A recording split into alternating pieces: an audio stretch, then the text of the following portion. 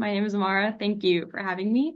So originally I was going to speak about helping refugee women, but before I really wanted to talk on that, I wanted to talk about a conversation, not about a new issue, but a reaffirmation that we are heading in the right direction and a clear understanding of what we can do next. So I believe there is nothing more powerful than our words, except for our actions. And I think that young people have gotten really good at using our voice when we have the opportunity. I mean, we show up at protests, we show up online, we show up here at the UN, but I think we're ready to do more than talk. I think we want to build.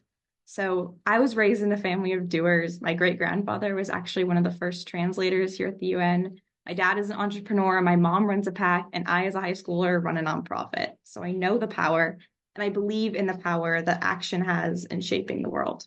And as representatives, you understand that same power. You know that your words can change the tide of wars, but your words have to have the impact of thousands on the ground to turn your vision into reality. And I think youth understand that too. So you are doing an incredible thing by giving us a chance to speak today.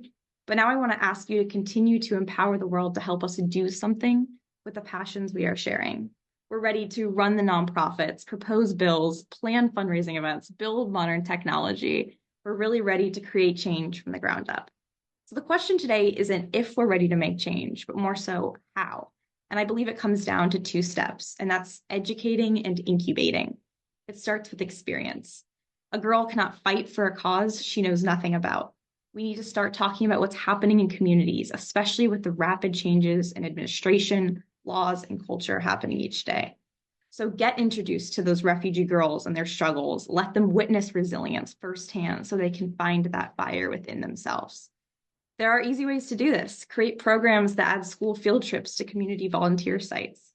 Create pen pal programs with students around the globe, and offer internship opportunities for high schoolers in other areas so they understand firsthand what is happening. 15 years ago, an 18-year-old woman named Maggie Doyne visited Nepal on a gap year. Her visit soon turned to a life mission when she found a young girl pounding rocks on the side of the road into gravel. She decided to use all of her life savings and bought a piece of land in Nepal, making an orphanage that has now changed the lives of hundreds of children. Maggie acted boldly at a young age, but not every girl has been taught to be bold. I think so often we don't start things because we feel a barrier between ourselves and an issue, believing we aren't enough of an expert in the community to say we have a say in change.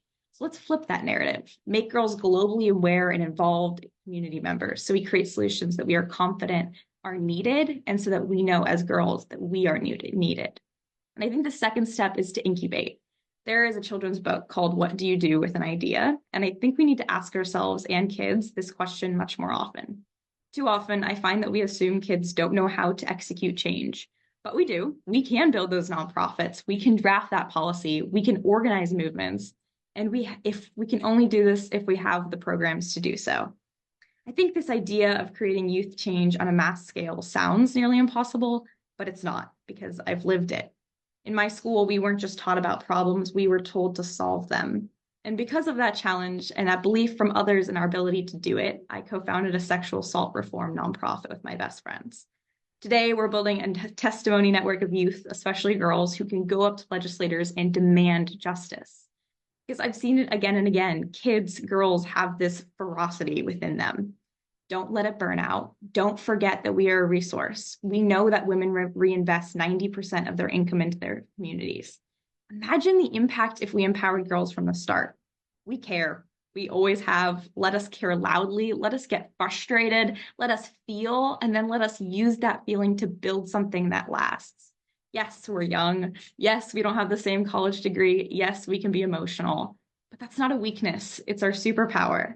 We are not just the voices of tomorrow. We are the voices of today because we are affected by the things that are happening in the world every day. We're on the right path, but let's fight for more. We can handle it. Yes, we love to talk, but we also love to create. Give us the tools, and I promise we will change the world.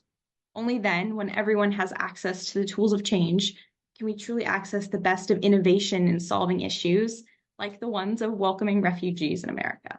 Thank you.